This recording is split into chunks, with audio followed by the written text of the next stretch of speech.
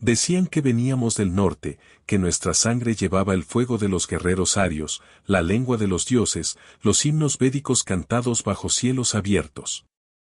Que Bengala fue moldeada por la migración, la conquista y la civilización que fluía desde la llanura indogangética. Pero ¿y si esa historia nunca fue nuestra? ¿Y si el verdadero origen se encuentra más profundamente, no en libros ni mitos, sino en la memoria tácita encerrada en nuestro ADN?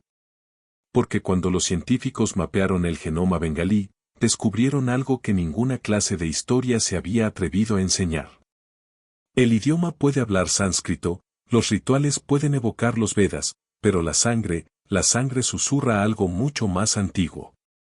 Una historia diferente. Un pueblo diferente. Enterrada bajo cada apellido, cada casta, cada campana de templo, yace la firma de los AASI, los antiguos ancestrales indios del sur. No fueron invasores. Fueron los primeros. Cazadores-recolectores que recorrieron estas tierras hace decenas de miles de años, cuando no había reinos, ni dioses, ni fronteras, solo supervivencia, fuego y un verde infinito. Su huella genética es más antigua que las escrituras más antiguas, más antigua que el Valle del Indo, más antigua que la memoria misma. ¿Y el giro inesperado? Ese antiguo linaje, que aún late en las venas de los bengalíes rurales, de las familias tribales, de los rostros anónimos a menudo ignorados en las narrativas de la élite. Resulta estar más estrechamente relacionado con la gente de las islas Andamán que con los brahmanes del norte de la India. Sí, los mismos isleños aislados que consideramos reliquias lejanas, llevan el mismo eco maternal que tú. Que nosotros. Esto no es solo ciencia. Es la identidad que se estrella contra las expectativas. Porque significa que los cimientos de la ascendencia bengalí nunca fueron indoarios. Ya estaban aquí. Arraigados. Esperando. Y justo cuando aquellos antiguos pueblos se habían forjado una vida en los intrincados humedales del delta, cuando sus recuerdos se asentaban en la tierra y las canciones, algo nuevo llegó. No con espadas. No con escrituras. Sino con semillas. Del este llegó una ola que no borró, sino que transformó. No fue una conquista, sino una cultivación. Y con ella llegó una transformación tan silenciosa, tan lenta, que la historia casi la pasó por alto. Pero el ADN no lo hizo.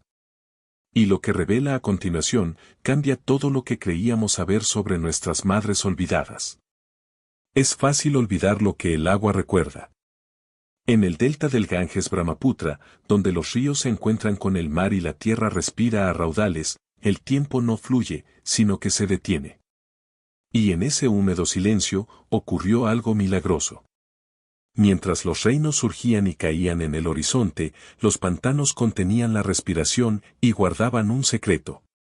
Un secreto que no se encuentra en monumentos ni manuscritos, sino en el ADN mitocondrial de las mujeres que vivieron allí, descalzas, con velo, sin registro. Las madres olvidadas de Bengala. No construyeron templos ni gobernaron imperios. Pero en los enmarañados manglares de los Sundarbans, en las islas fluviales inundadas del norte, sus linajes perduraron. Aisladas del mundo exterior por muros de agua, estas comunidades se convirtieron en cápsulas del tiempo genéticas. Ningún ejército las atravesó.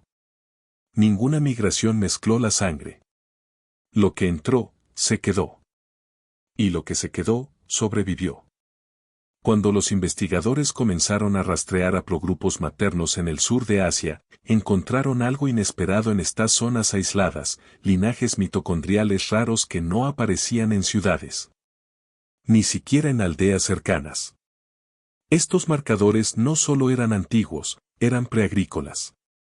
Pertenecían a una época anterior a la agricultura, anterior a las viviendas fijas, cuando las mujeres se desplazaban por bosques y llanuras aluviales con sus hijos y sus historias, sin plantar banderas, sino transmitiéndolo todo.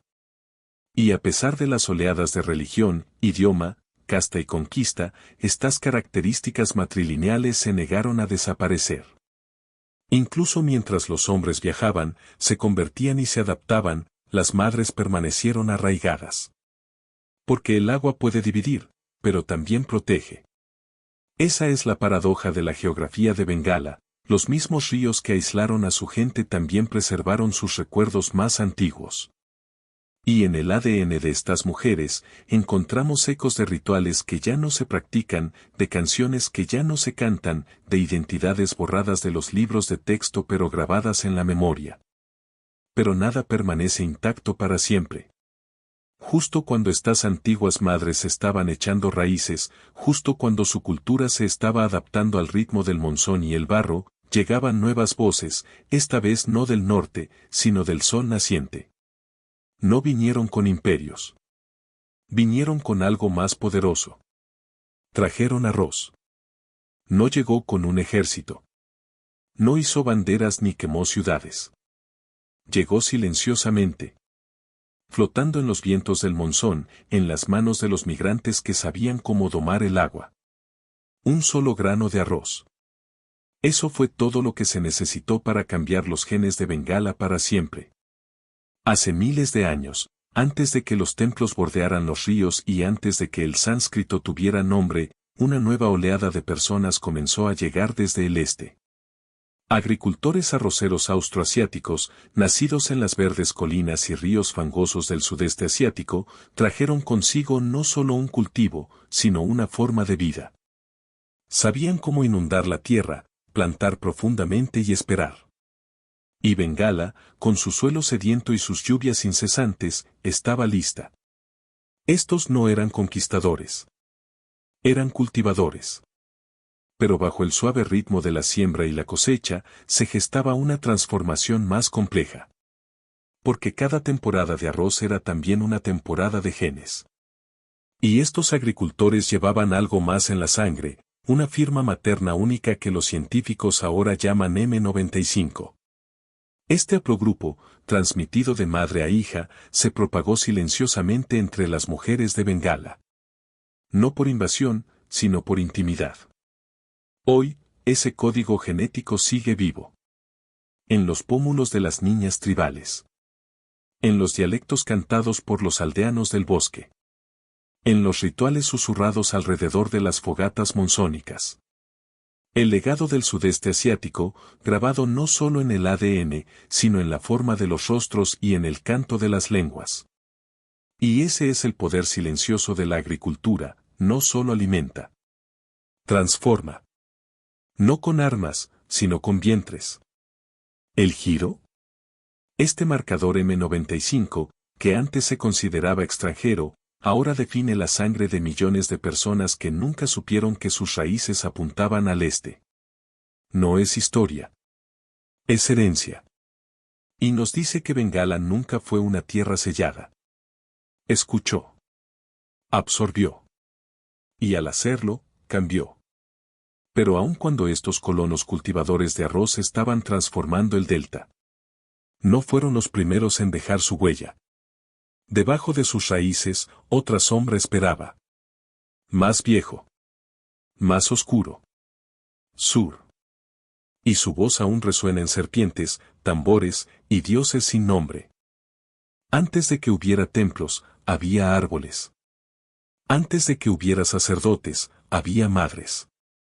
Y antes de que Bengala se hiciera eco del sánscrito, latía con algo mucho más primario. El ritmo de los tambores. El silbido de las serpientes. Los cantos de dioses terrenales que ninguna escritura jamás nombró. Mucho antes de que los arios cruzaran al subcontinente, Bengala ya hablaba, no en versos védicos, sino en un lenguaje de tierra y espíritu. Y ahora, el genoma confirma lo que la memoria oral siempre supo: esta tierra perteneció a un pueblo cuyos dioses se deslizaban, cuyas deidades sangraban, cuya adoración no ascendía, sino que se hundía en la tierra. La presencia dravídica en Bengala no es solo cultural, sino también genética. Estos fueron los primeros agricultores, quienes llegaron del sur, mucho antes de que los arrozales inundaran el delta. Trajeron herramientas, semillas, canciones, y se quedaron. Su ADN, clasificado hoy como así, indio ancestral del sur, conforma una vasta capa de identidad bengalí moderna, especialmente en las zonas tribales y rurales centrales, donde las normas védicas nunca lograron borrar del todo las antiguas costumbres. Lo vemos en la adoración de las serpientes, en los cultos a la diosa madre, en las canciones de los pueblos que jamás conocieron la bendición de un brahmán. Las danzas folclóricas trazan círculos antiguos y los tambores suenan a ritmos más antiguos que cualquier registro escrito. No son solo tradiciones, son ecos genéticos. Memoria cultural arraigada en los rituales de quienes nunca se fueron ni se inclinaron. Pero aquí está el giro. Mientras las ciudades empezaban a absorber la lengua aria y los sistemas de castas, el campo se mantuvo fiel a su esencia más profunda. Lo sagrado permaneció entrelazado con lo salvaje. Los rituales no fueron olvidados. Estaban escondidos, a plena vista. Y aún así, el cambio estaba en el horizonte. Un incendio diferente se desplazaba hacia el este. Una tormenta envuelta en himnos, llevada por sabios y guerreros errantes. No vino a escuchar. Vino a reescribir. Desde el noroeste trajeron más que creencias. Trajeron los Vedas. La escala de castas. La promesa del orden divino y el poder de borrar. Y a medida que su lengua se fue imponiendo, ¿qué pasó con las personas que nunca lo hablaron? ¿Qué pasaría si la idea más poderosa de la historia de la India, la migración aria, nunca hubiera tocado realmente a Bengala? Nos han contado la historia durante generaciones, que los indoarios llegaron desde el noroeste, trayendo consigo sus dioses, su casta, sus Vedas y su sangre. Que transformaron el subcontinente y que la identidad bengalí nació de su pasión. Pero ¿qué sucede cuando el ADN cuenta una historia diferente? Porque cuando los científicos excavaron bajo la piel, en el genoma, lo que encontraron no fue un reemplazo, sino una remezcla. La lengua indoaria, sí. La religión, los rituales, la escala social, todo estaba ahí. ¿Pero la sangre? Apenas se movía. Estudios genéticos muestran que, si bien el norte de la India posee una fuerte dosis de Ani, ascendencia ancestral del norte de la India, vinculada a los pastores esteparios, Bengala cuenta una historia más sutil. Los marcadores de Ani son tenues. Presentes, pero diluidos. Y concentrados principalmente en las castas superiores, los brahmanes, los kayastas, los grupos más afines al lenguaje del poder. Pero para el resto de Bengala, los agricultores, los pescadores, los habitantes del bosque, las capas más profundas permanecieron intactas. Así. AASI. M95. Raíces misteriosas que se remontan a los primeros pies que alguna vez caminaron por esta tierra. ¿Y entonces qué pasó? La cultura avanzó más rápido que la genética. Las ideas se difunden sin necesidad de ejércitos. Los sacerdotes y poetas llevaron los Vedas al este. Y Bengala escuchó. Pero no lo olvidó. Esta es la contradicción que se encuentra en el corazón de la identidad bengalí, una lengua sánscrita envuelta en huesos dravídicos y un sistema de castas que se asienta sobre recuerdos matrilineales. Una religión prestada, sobre la que se superpone un alma indígena. Y justo cuando ese frágil equilibrio empezó a estabilizarse, cuando los viejos dioses hicieron lugar para los nuevos, la tierra volvió a agitarse. Pero esta vez, la sangre no vino del norte. Vino de las montañas. De bosques densos y ríos tortuosos, de rostros que no parecían arios ni dravidianos, sino algo completamente distinto. No hablaban sánscrito. Hablaron con el viento. Y trajeron un nuevo linaje al delta. Una que aún perdura en los ojos de quienes viven más cerca del sol naciente. No llegó en una tormenta. Sin fuego. Sin invasión. Sin reescritura repentina del territorio. Llegó silenciosamente, como niebla que llega desde el este. Una ola, suave y lenta. Esto resonaría durante 1000 años. Hace aproximadamente 1.300 años, un cambio genético comenzó a abrirse paso en Bengala. No parecía una conquista. Parecía parentesco. Tribus tibetano-birmanas y austroasiáticas de las zonas verdes de Myanmar, Bután y Assam comenzaron a desplazarse hacia las zonas orientales de Bengala, asentándose en colinas y cuencas fluviales, hablando lenguas extrañas y llevando dioses desconocidos. Y dentro de ellos se movía algo más, ADN distinto a todo lo que había existido aquí antes. Cuando los científicos decodificaron los genomas de los bengalíes modernos, encontraron una firma consistente e inconfundible. Entre el 10 y el 15% del ADN es bengalí, no del sur de Asia ni de Asia Central, pero del este asiático. Permanece en la sangre como un secreto silencioso. Y no es uniforme. ¿El giro? Es más fuerte entre los musulmanes bengalíes y los hindúes de casta media, aquellos que se encontraban entre la élite brahmánica y las raíces tribales rurales. Estos no eran conquistadores. Eran habitantes de las fronteras, habitantes de los transbordadores, comerciantes, colonos del bosque. Se casaron entre sí, se fusionaron y se quedaron. En sus venas, encontramos haplogrupos como O2, DIC3, marcadores que traen las tierras altas y los valles de la frontera oriental. En sus ojos, una forma que se inclina suavemente hacia el este. En su habla, ecos de fonemas olvidados. En su música, el acento de una raíz lejana. Pero ¿qué es lo más poderoso? Esto no fue un momento único. Fue una fusión. Una fusión que desdibujó las fronteras, no solo las geográficas sino las identitarias. Se volvió imposible decir dónde terminaba Bengala y dónde empezaba Birmania. Y quizás ese era el punto. Sin embargo, no todos los que vinieron de lejos llegaron como vecinos.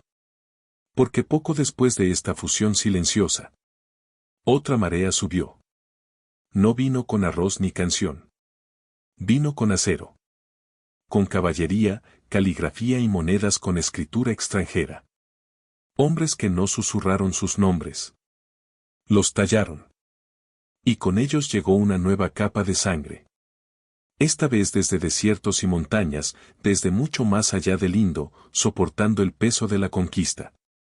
¿Qué pasaría si los hombres que vinieron a conquistar nunca se fueran realmente? En el año 1204 después de Cristo, Bengala cambió para siempre. La caballería turca atronó a través de las llanuras. Espadas afganas talladas en reinos. Y al frente cabalgaba Bakhtiar Khalji, un nombre todavía grabado en la memoria de la primera gran conquista islámica de Bengala.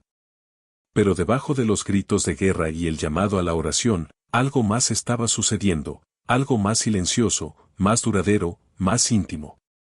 Porque estos no eran solo soldados. Eran colonos.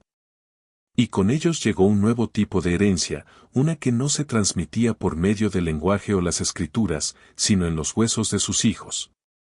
Los estudios genéticos modernos lo revelan claramente, linajes paternos como R1A, Z93 y J2, marcadores de ADN vinculados a la ascendencia centroasiática y persa. Aparecen con sorprendente frecuencia en familias aristocráticas musulmanas bengalíes. Casas terratenientes. Linajes feudales. Nombres como Khan, Patán, Mirza no solo reflejan la historia, sino que la transmiten. Pero aquí está el giro. Rasquemos bajo la superficie de la fe y del título y surgirá algo inesperado. Estos linajes de élite, envueltos en la nobleza islámica, a menudo comparten profundas raíces genéticas con los mismos pueblos sobre los que gobernaron. Grupos tribales. Agricultores dravídicos. Clanes indígenas. No fue una supresión. Fue una fusión. Identidad estratificada como sedimento, sangre guerrera sobre ascendencia del lecho del río. Bengala no se convirtió en Asia Central. Asia Central se volvió bengalí. Y mientras los palacios se alzaban en el interior, el delta también se desplazaba. Porque a medida que estos nuevos gobernantes excavaban tribunales y mezquitas en el corazón del país, había comenzado otro tipo de viaje. Uno no a caballo, sino sobre el agua. Desde los mismos puertos donde antaño los comerciantes vendían especias y seda, los barcos ahora transportaban algo más profundo. Gente. Genes. Memoria. En todas direcciones, al sur hasta Lanka, al este hasta Java, al oeste hasta Arabia, la sangre bengalí comenzó a viajar. Y los que se fueron no regresaron solos. Regresaron con nuevas lenguas, piel más oscura, dioses diferentes, y a veces, padres diferentes. Porque a medida que los ejércitos tomaban tierra, el mar iba tomando linaje. Y lejos del campo de batalla, en los mercados y en los manglares, se estaban acoplando nuevos ancestros. La historia recuerda la tierra, reyes, imperios, invasiones, pero el mar tiene su propia memoria. Y en Bengala, ese recuerdo es vasto. Durante siglos, sus puertos vibraron de vida. Tamralipta, Chittagong, Satgaon, puertas no solo de especias y seda, sino también de historias. Los barcos atracaban y zarpaban en cada temporada de monzones, transportando más que solo carga. Transportaban personas. Y las personas, transportan sangre. Consideramos el comercio marítimo como una actividad económica, pero la ciencia ahora nos cuenta una historia más profunda. La costa de Bengala no solo intercambiaba bienes con Arabia, África Oriental y el sudeste asiático. Intercambiaba ascendencia. En los genomas de las comunidades bengalíes costeras, los investigadores han encontrado tenues huellas de tierras lejanas, segmentos raros de ADN africano, haplogrupos paternos del Medio Oriente, marcadores maternos del sudeste asiático. No son comunes. No son dominantes. Pero están innegablemente presentes. Un marinero se casa con una mujer local en Chittagong. Un comerciante se establece en un pequeño pueblo pesquero cerca de Barisal. Nace un niño con ojos como los de su padre y una piel un poco más oscura de lo que el pueblo conoce. Generación tras generación, esos fragmentos permanecen, diluidos, susurrados, olvidados. ¿Y el giro? No se trataba solo de lo que venía en Bengala. Fue lo que pasó afuera. Modelos genéticos recientes muestran que Bengala dejó una huella imborrable en otros. En Camboya, Tailandia y partes de la costa de Myanmar aparecen rastros de ADN bengalí en poblaciones modernas, vinculados a antiguos desplazamientos marítimos. La ascendencia bengalí, que antes se consideraba provinciana, contribuyó a moldear regiones enteras. Esto no era solo comercio. Fue una transformación. Imagínense, monjes, comerciantes inmigrantes navegando hacia el este, llevando no solo su lengua y religión, sino también sus linajes. Huellas genéticas depositadas a través del océano, invisibles para la historia, pero grabadas para siempre en la carne. Pero mientras la historia humana se extendía hacia afuera, algo más quedó atrás. Porque en lo profundo de este mar turbulento de ascendencia, por debajo de lo tribal, lo ario, lo dravídico, lo africano, lo árabe, algo más antiguo esperaba en silencio. No habla ningún idioma. No se remonta a una tribu. Porque no es completamente humano. Y todavía está dentro de ti. ¿Qué pasaría si dentro de tu cuerpo viviera un fantasma? No de un rey ni de una civilización perdida, pero de un ser que caminaba antes de que fuéramos siquiera llamados humanos. Suena a mito. Una leyenda enterrada demasiado profundamente para ser real. Pero no lo es. Porque la investigación genética moderna ha revelado algo asombroso. Cada uno de nosotros lleva ADN de antepasados que no eran exactamente nosotros. Neandertales. Denisovanos. Humanos arcaicos que desaparecieron hace decenas de miles de años. Pero no desapareció por completo. Sus fragmentos siguen vivos. Y en ningún lugar es esto más cierto, o más misterioso, que en el sur de Asia. El genoma bengalí, en particular, contiene una riqueza en estos segmentos antiguos que ni siquiera Europa puede igualar. ¿Por qué? Por algo que antes se consideraba una debilidad, el aislamiento. Y algo aún más tabú, la endogamia.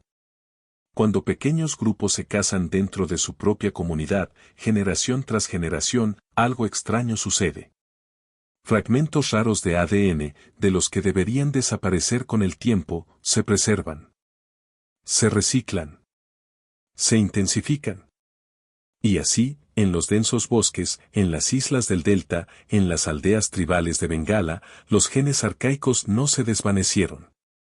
Se fosilizaron, dentro de personas vivas.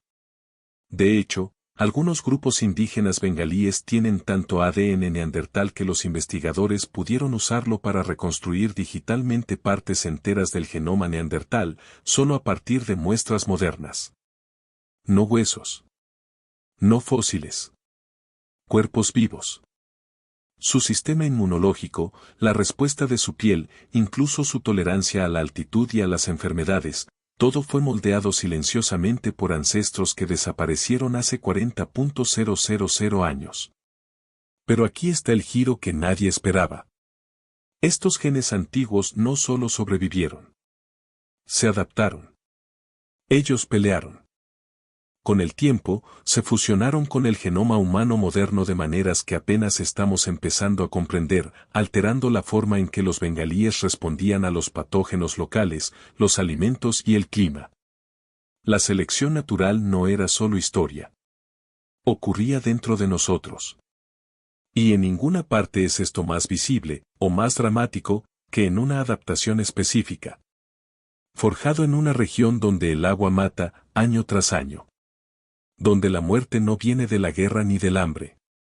Pero de algo en lo que todos confiamos, todos los días. La misma agua que bebemos. ¿Qué pasaría si tus antepasados no solo transmitieran el tono de piel, la forma de los ojos o el tipo de sangre? ¿Pero la capacidad misma de sobrevivir en la tierra que pisaron? No con suerte. Pero con la evolución. En los enmarañados humedales de Bengala, donde los ríos monzónicos crecen como bestias respirando y el agua se traga las casas sin previo aviso, la supervivencia nunca estuvo garantizada. No de hambre. No de la guerra. Pero de algo mucho más íntimo y mucho más letal. El agua misma. Durante siglos, el cólera acosó al delta como una maldición. No se anunció con banderas ni ejércitos. Se introdujo a través de los pozos y las lluvias, convirtiendo la vida en decadencia en cuestión de días. Niños. Ancianos. Aldeas enteras. Pero con el tiempo, algo notable empezó a suceder.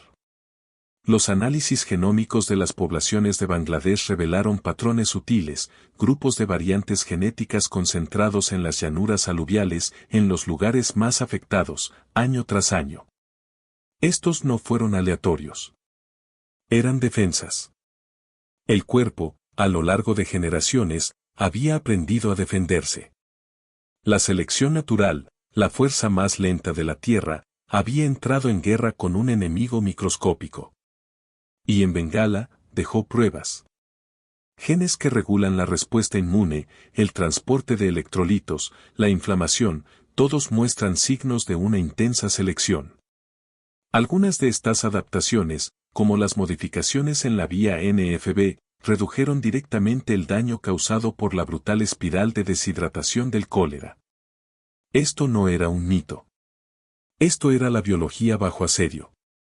Sus antepasados no solo se adaptaron al suelo, al clima o a la dieta. Se adaptaron a la muerte misma. ¿Y el giro?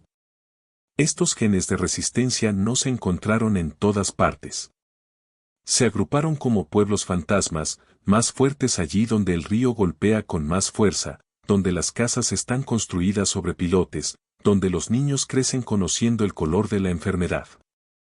Esto significa que la historia de Bengala no solo está escrita en términos de idioma, casta o conquista. Está escrito en clave de supervivencia. Pero incluso después de todo esto, las inundaciones, las enfermedades, las migraciones, la mezcla de linajes a lo largo de continentes y milenios. Una pregunta aún persiste. Debajo de todo, ¿quiénes somos en realidad? No son los nombres que nos dan. No las historias que contamos. Pero la cara que veríamos. Si pudiéramos conocer al primer bengalí, ¿puede una sola identidad llevar el peso de toda la historia humana? No como símbolo, no como nación, pero como un mosaico vivo y vibrante, moldeado por las inundaciones, por los pasos, por madres olvidadas y por extraños errantes. Bengala no es un solo pueblo. Nunca lo fue. Su suelo conserva las huellas de cazadores-recolectores de hace 50.000 años, las canciones de los agricultores adoradores de serpientes, los cantos de los monjes védicos, los susurros de las tribus montañeras birmanas, los nombres de los sultanes afganos y las oraciones oxidadas por la sal de los marineros que se fueron pero nunca desaparecieron del todo. Cada gen del genoma bengalí es un hilo, y cada hilo pertenece a un mundo diferente. Y aún así, de alguna manera, se mantienen unidos. Esta no es una historia de pureza. Es una historia de resiliencia. De identidades que no desaparecieron, se transformaron. De culturas que no compitieron, se fusionaron. No eres hijo de una migración, de una lengua o de un imperio. Eres la intersección de 1000 mundos. Cada uno dejando tras de sí un solo eco, en tu sangre. Y sin embargo, incluso ahora, hay lagunas. Preguntas demasiado enterradas para la memoria, demasiado antiguas para la historia escrita. Es por eso que, ahora mismo, los laboratorios de ADN antiguo de todo el mundo están volviendo su mirada hacia Bengala. No solo a su gente, pero a su suelo. Porque en algún lugar allá afuera, debajo de un pueblo, debajo de un campo, debajo de una ruina olvidada, yace un esqueleto. Uno que antecede a cada guión, a cada bandera, a cada mito que hayamos contado alguna vez. El primer bengalí. No por nombre. No por el idioma. Pero por genoma. Y cuando los encontremos, cuando sus huesos finalmente hablen, ¿se parecerán en algo a nosotros? ¿Los reconoceremos como antepasados? ¿O se sentirán como extraños? Porque al perseguir el pasado, a menudo descubrimos esta simple verdad. No somos quienes pensábamos que éramos.